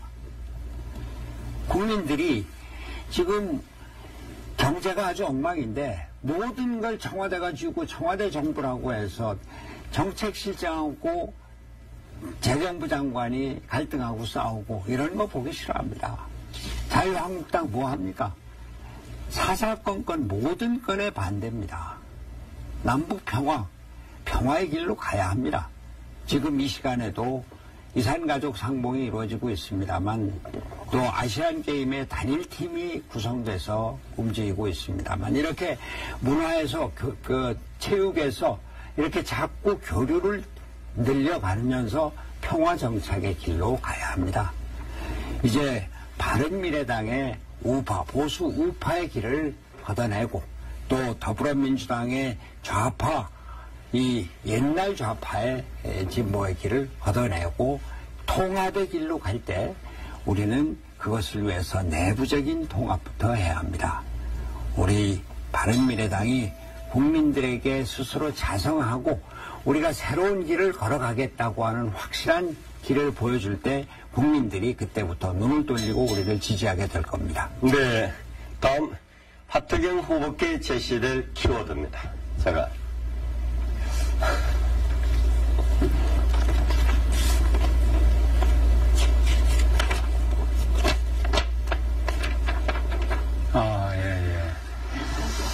네. 예, 유승민 대표 여전히 저력이 있습니다. 최근에 향후 장래 대선 후보 지지도를 쭉 보니까 야당 후보 중에서는 지금 제일 앞서고 있습니다. 근데 문제는 뭐냐, 유승민 후보는 우리 당의 대선 후보 자격이 충분히 있고, 근데 문제는 우리 당이 커야 된다는 겁니다. 우리 당이 이번 지방선거 때도 그랬지 않습니까? 후보는 좋은데 당이 파이다, 경상도 말로. 그런데 뭐 후보는 괜찮은데 당이 형편없어서 못 찍겠다, 이런 이야기가 나오면 안 된다. 그래서 이 당을 살릴 사람이 누구냐, 당을 키울 사람이 누구냐. 그래서 저는 사실 우리 손 후보랑 조금 그런 면에서 다른데, 통합만 강조해서는 당 지지율이 이렇게 형편없는데 이게 정계 개편 그런 닥쳤을 때 우리 당이 통합이 아니라 공룡분해야 된다. 우리가 지지율을 한국당보다 앞서는 그런 상황을 만들어야지 정계 개편이 와도 우리 당 중심으로 이 야권을 재편할 수가 있고, 또 우리 당의 유승민 같은 대선 후보가 그만큼 빛을 발할 수 있는 것이다는 것이 있고요. 또 저 하태경은 우리 유승민을 외롭게 하지 않았습니다. 무슨 이야기냐? 지난 말이죠. 지난 가을에 우리 당이 20명 바른정당 시절에 11명이 전당대회 연기를 하지 않으면 탈당하겠다 해서 거의 모든 사람이 전당대회 연기 입장에 섰을 때 유승민 의원과 저 단둘이만 전당대회 바른정당 사수 깃발을 끝까지 지키고 오셨습니다. 그래서 우리가 지금까지 살아 있을 수 있는 것이고, 지금도 한국당에서 그러더라고요. 다른 사람하고 다 통합해도 유승민, 하태경하고 통합 못하겠다. 유승민 혼자만이 아니다는 겁니다. 제가 옆에서 끝까지 동지가 되어드렸다는 말씀을 드립니다. 네. 다음으로 이제 권은희 후보께 제시할 키워드입니다. 참고로 방금 그 유승민 키워드는 하태경 후보 직접 혹시 관계 없는 거죠? 제가 우리 참모들이랑 잘 못 들어가지고요. 네, 잘 모르겠습니다. 네. 네. 자, 권은희 후보께 제시될 키워드입니다. 네. 네. 좀 기네요. 여러분 자세히 한번 보시죠. 예. 당비 탕진하는 명예직 선대위원장. 네네. 야, 이거는 누가 냈는지는 잘 모르겠네요. 네.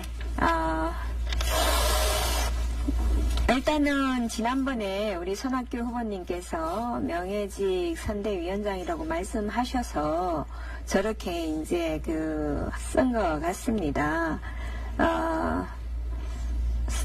당비를 낭비를 했는지 탕진을 했는지 그거는 제가 정확하게 잘 모르겠습니다. 왜냐하면 어떤 원칙에 의해 가지고 그것을 이제 집행을 했는지 잘 모르기 때문에요. 그런데 여태까지 우리가 토의 과정을 거쳐서 우리 이준석 후보가 지적하는 거나 하태경 후보가 이제 또 얘기하는 거나 김영환 후보님 말씀하시는 거 보면 나름대로의 어떤 룰을 통해서 써여진 건 맞는 것 같습니다. 맞는데요. 이제 아쉬운 거는 그거죠. 우리가 우리 바른미래당이 지금 여유만만 아까 제가 말씀드렸듯이 아주 잔잔한 바다에 떠있는 배가 아닙니다. 아주 이제 막 합당을 해가지고 사실 공천 과정도 시끄럽고 이런 상황에서 선대위원장을 맡았으면 명예직이 아니고 팔거도 붙이고 잡음이 나면 우리 위원장님 연세도 많으시잖아요. 그러면 잡음 나면 유승민 이리와 안철수 이리와 해가지고 너들 그렇게 시끄럽게 할래? 그렇게 얘기를 하고 또 이 운영하는 거 당비를 주는 것도 정확한 룰을 가지고 해라. 이렇게 하고 직접 거기에 관여를 저는 했었어야 된다고 봅니다. 그렇게 했으면 우리가 지금보다는 각 5% 이상은 더 얻었습니다. 정말 아쉬운 부분이고 혹시 당대표가 되시면 정말 이번에는 그렇게 해주시기를 부탁드리겠습니다. 네, 다음은 이준석 후보께 제시될 키워드입니다. 바꿀까요? 바꿀까요?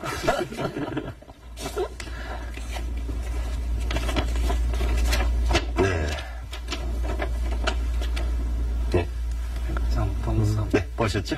예. 네.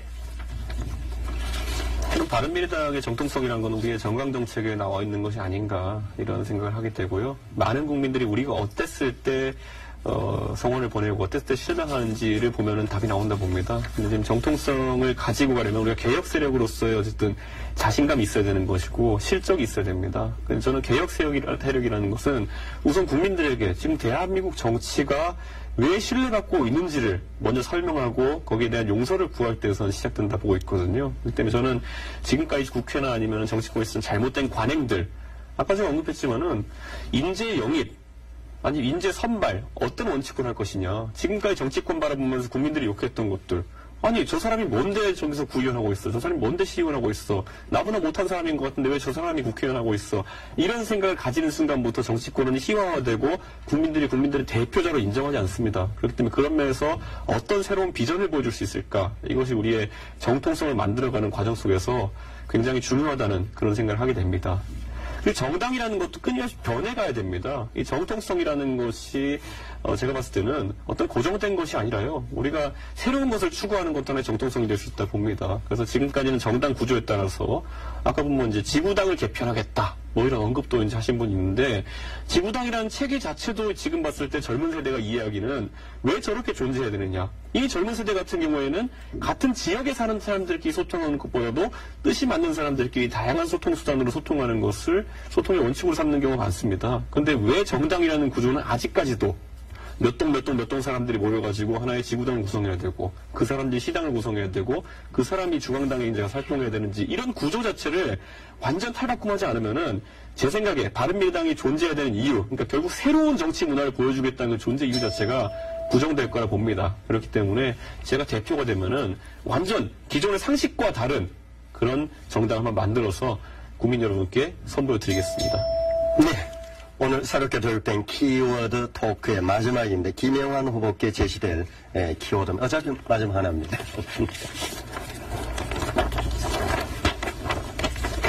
이것도 좀 기네요, 요거. 예. 청와대 어공을 아십니까? 대책 없는 청와대 어공. 잘 모르겠는데 무슨 말인지. 어공은? 어공은 제가 알기로는 어쩌다 공무원 아닌가요? 네, 보통 우리 얘기하는. 네. 잘 몰라서 죄송합니다. 정확한 답변이 될지는 모르겠습니다만은 청와대가 만난의 근원이다라고 생각합니다. 경제가 지금 아까 문제는 경제다 우리 하태경 의원께서 말씀하셨는데 우리는 지난 총선에서 문제는 정치다 그렇게 말했습니다. 오늘날 이 경제는 제가 생각할 때는 인재라고 생각합니다. 지금 우리 경제가 이렇게 나빠야 할 이유가 없다고 생각합니다. 우선 세계 경제가 너무 좋은 환경에 있고 우리 수출이 호조를 가질 수 있는 그런 조건을 갖고 있습니다.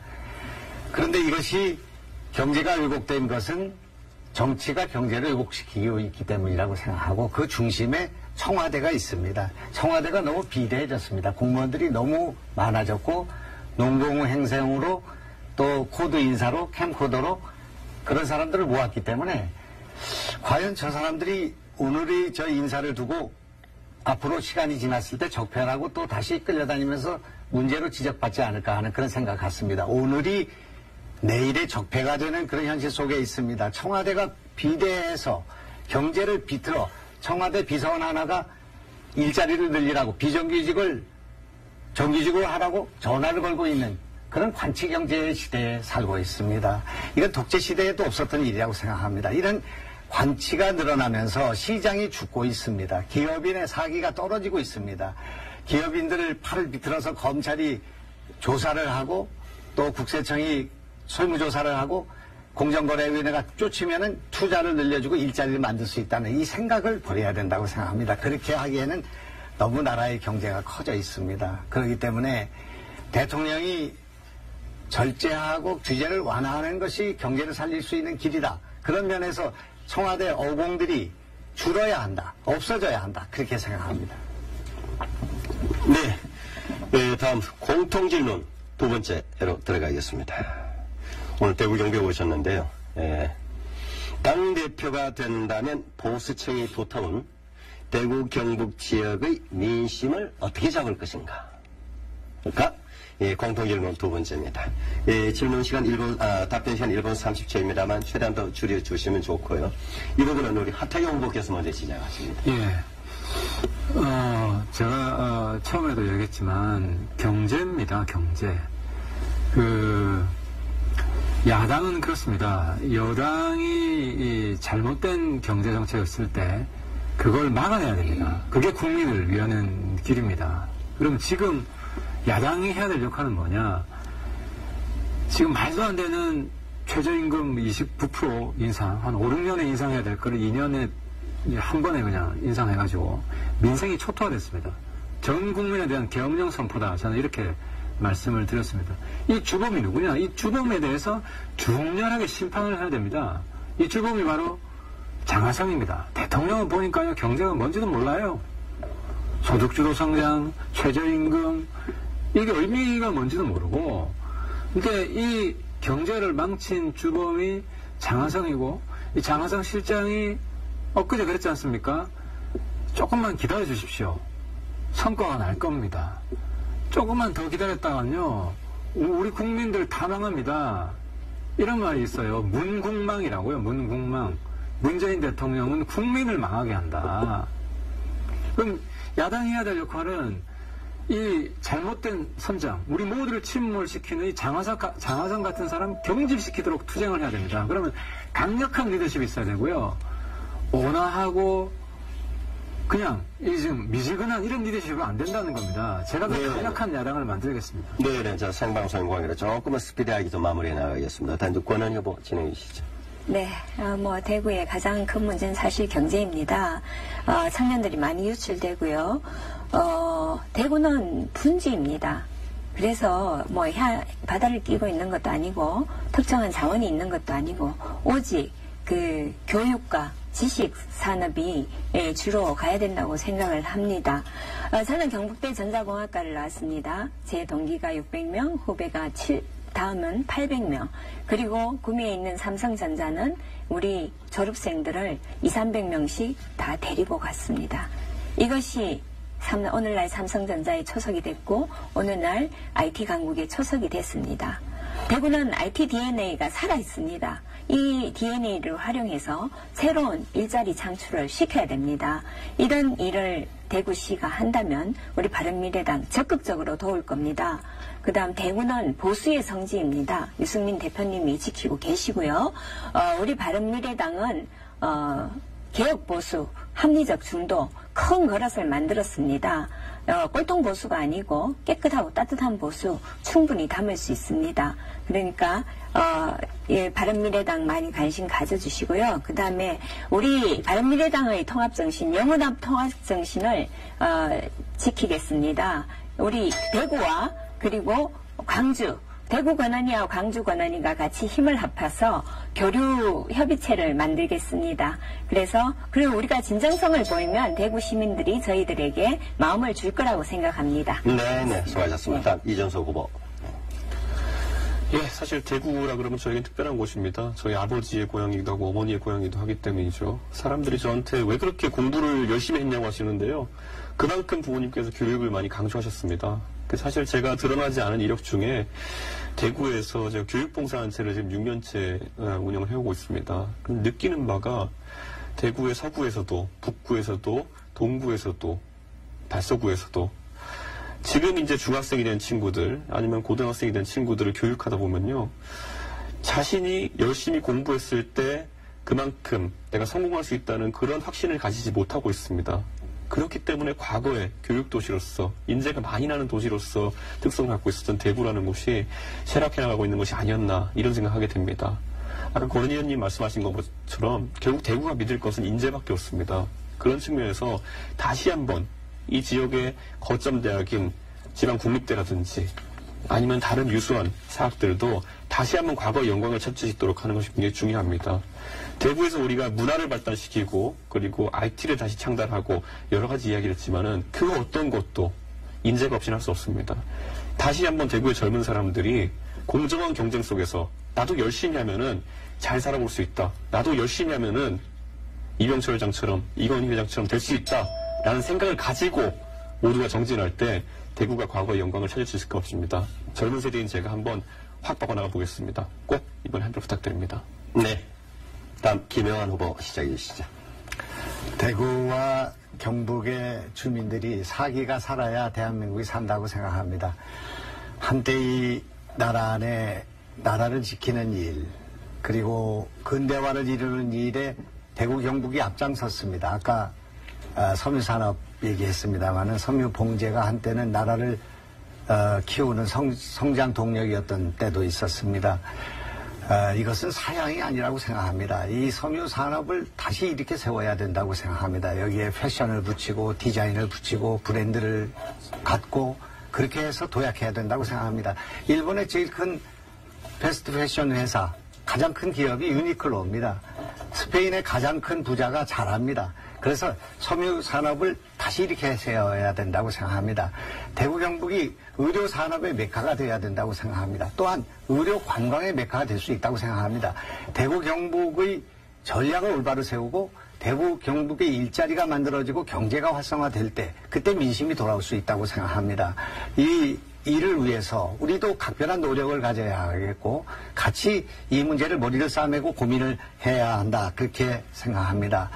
보수가 살아야 나라가 산다는 말은 맞는 말입니다. 지금 나라의 뒷짐을 짓고 있고 정치에 대해서 냉소하고 있는 그런 국민이 있는 한 나라는 국민 통합을 이뤄낼 수 없습니다. 그런 면에서 보수와 중도 또는 진보를 통합하는 바른미래당이 바로 설 때 대구 경북이 바로 설 수 있다고 생각합니다. 네. 네, 지금 여러분들께서는 공통질문 두 번째죠. 당대표가 된다면 보수층이 두터운 바로 이 대구 경북의 이 민심을 어떻게 잡을 것인가에 대한 부분입니다. 마지막입니다. 네, 손학규 후보께서 얘기해 주시죠. 네, 대구에 대한 말씀 드리기 전에 아까 박선수 의원에 대한 얘기가 나왔는데 박선수 의원 장관 임명 문제는 이미 다 들어가긴 했습니다만 혹시라도 이 정부에서 박선수 의원을 장관으로 임명을 한다. 그건 협치의 대상이 아닙니다. 협치와는 아무런 관계가 없는 개인적인 빼각이다, 이런 말씀을 드립니다. 대구 선비의 도시입니다. 오늘 선비의 도시에 와서 토론이 많이 점잖아진 것 같아서 대단히 뜻깊게 생각합니다. 제가 대학교 때 방학 때마다 대구에 왔습니다. 대구는 당시 학생운동의 중심지였습니다. 혁신운동의 중심지가 대구 경북이었습니다. 지금 대구는 보수의 근거지가 되어 있습니다만 그러나 낡은 보수의 근거지로서의 대구는 그렇게 명예롭지가 못할 겁니다. 보수가 바뀌어야 합니다. 개혁보수가 중심이 되고 그 개혁보수가 미래의 진보와 합쳐서 바른미래당 그 중심을 이룰 것입니다. 대구가 그 선봉에 서주실 것을 대구 경북 시민 여러분께 간곡히 부탁드립니다. 대구 뿌리산업 완전히 사양산업이라고 내몰 것이 아니라 뿌리산업도 첨단 산업으로 또 고도 산업으로 발전시켜야 되고 산업 구조조정을 통해서 4차 산업혁명의 선구지가 될 수 있도록 대구 경북을 이 바른미래당이 바꿔나갈 것입니다. 네네, 수고하셨습니다. 네, 지금까지 오늘 토론회의 전체적인 순서는 이제 모두 마쳤습니다. 마무리 바른 시간입니다. 1분씩으로 조금 부족한 부분이 있었던 분 이 시간에 좀 보완하면서 마무리해 주시기 바랍니다. 1분 내로 마무리를 좀 해주시기 바랍니다. 권은희 후보부터 시작합니다. 네, 저는 봉화에서 태어나서 대구에서 자랐습니다. 오늘 봉화 면사무소에서 총기 사고가 있었다고 합니다. 정말 안타깝고 애도를 표합니다. 대구 시민 여러분, 경북 도민 여러분, 경제가 어렵지? 일자리 정부를 표방하면서 이전 정부가 못하니까 우리 이렇게 해볼게 해놓고는 지금 환란 이후 최악의 실업사태에 직면했습니다. 그럼에도 불구하고 청와대 의원들은 좀 더 기다려 달라고 하고요. 한술 더 떠서 민주당의 이해찬 후보는 이명박 정부의 4대강 때문에 그렇다라고 합니다. 이게 바로 구태정치고 그래서 올드보이 서울이 듣는 겁니다. 여러분, 우리 바른미래당 지지해 주십시오. 우리 바른미래당이 이런 문정권 지지하는 확실한 야당 될 겁니다. 감사합니다. 네, 수고하셨습니다. 다음 이전수 후보 시작해 주시죠. 제가 지난주 금요일에 이제 김광석 거리에서 제가 한번 보수 대토론을 한번 해보자. 개혁 보수는 어떤 것이고 과연 어떤 방향으로 나가야 될까. 그냥 제가 인터넷에 공지를 그냥 제 개인 SNS 계정에 올렸더니만은 100명이 넘는 분들이 참여해 주셨습니다. 그리고 그 안에는 정말 젊은 친구들도 있었고요. 진짜 나이 드신 분들도 있었습니다. 저는 그런 토론회를 하는 문화 자체가 지금까지 대구에 없었다는 것이 대구의 정치적 발전에 있어가지고 상당한 저해가 있었다는 생각을 합니다. 지금까지 대구 국회의원들, 대구의 정치인들 기회가 있었지만은 그런 소통의 장을 마련하는 것에는 굉장히 인색했습니다. 제가 이제 바른미래당 당대표가 되면은 대구에서도 젊은 세대가 정치의 주축이 될 수 있도록 그리고 앞서 나간 세대의 조언도 받을 수 있도록 그런 소통의 장을 많이 만들 것이고요. 그를 통해 가지고 대구 시민들이 그토록 완성시키고 싶어하는 개혁 보수의 길이 무엇인지 확실하게 정립해서 지금까지 산업화와 민주화의 과정 속에 있어서 주도적인 역할을 했던 대구의 영광을 다시 한번 살려내도록 하겠습니다. 네, 부탁드립니다. 네, 다음 김영환 후보께서 마무리해 주시죠. 낡은 정치의 소산이라고 생각합니다. 대구는 보수의 심장이다. 보수의 도시다. 이렇게 확정짓는 것은 잘못된 것이라고 생각합니다. 역사적으로도 온당하지 않다고 생각합니다. 아까 말씀 주셨습니다마는 대구는 새롭게 출발해야 된다고 생각합니다. 대구가 경북이 그동안 해왔던 나라를 위해서 또 대한민국을 위해서 해왔던 역할의 긍정적인 것을 계승하면서 또 부정적인 것을 극복하고 새롭게 나아가는 방향을 선택할 때에 우리의 노선과 입장을 보수로 확정짓는 것은 올바른 것은 아니라고 저는 생각합니다. 저도 선친께서 경북 상주 출신이고 어머님도 상주에서 나셨고 저도 원적은 일로 돼 있습니다만은 우리 대구 경북이 힘을 차려야 된다고 생각합니다. 한국 정치를 바로 세울 수 있는 가늠자와 같은 역할을 할 수 있는 힘이 있고 그런 역량이 있다고 생각합니다. 나라의 성장의 발전의 중심 그리고 정치개혁의 중심이 대구 경북이 됐으면 좋겠다. 그런 바람을 갖고 있습니다. 네, 다음 소학 후보 마무리 발언입니다. 바른미래당 지금은 빈털터리가 되어 있습니다만 국민들이 바른미래당에 희망을 갖고 있습니다. 싸우는 정치에서 벗어나서 합치고 서로 생산하고 국민의 생활을 돌보는 정치를 해줬으면 좋겠다. 보수 진보가 합치고 영원함이 합쳐서 새로운 정치를 열어가기를 바라고 있습니다. 우리가 그걸 해야 합니다. 먼저 내부적인 통합이 절실합니다. 낮은 자세로 국민들에게 우리가 이렇게 합쳤습니다. 이걸 보여줘야 합니다. 개혁해야 합니다. 투명하고 공정한 인사를 통해서 내부 정비를 하고 그리고 새로운 인재를 영입해야 합니다. 그리고 혁신정당으로 가야 합니다. 우리 미래 먹고 살 거리를 이제 우리가 만들어야 합니다. 그저 소득주도 성장이라고 해서 분배 정의만 외치는 것 안 됩니다. 4차 산업혁명을 이끌고 우리 미래를 이끌 혁신정당으로 바른미래당이 우뚝 서겠습니다. 네네. 네, 오늘 토론의 마지막 순서가 마무리 발언인데 마무리 발언은 마지막이 우리 하태경 후보시네요. 좀 마무리해 주시죠.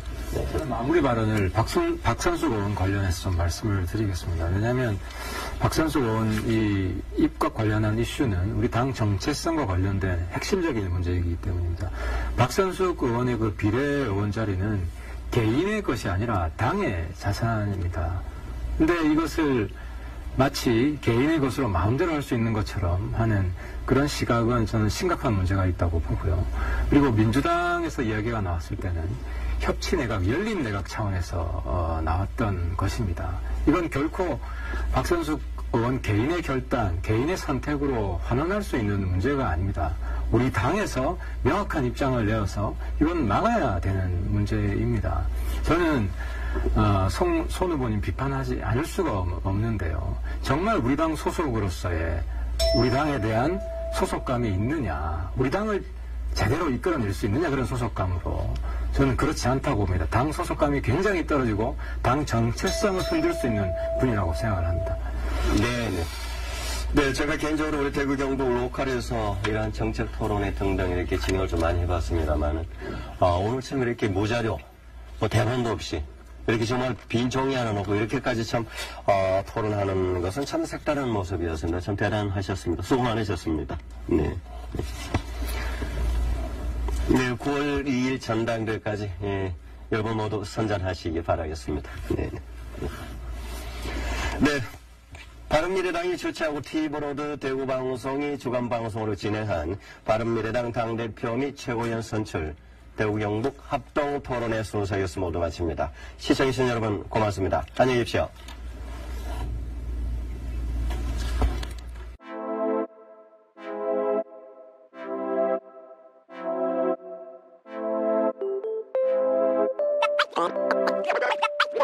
One.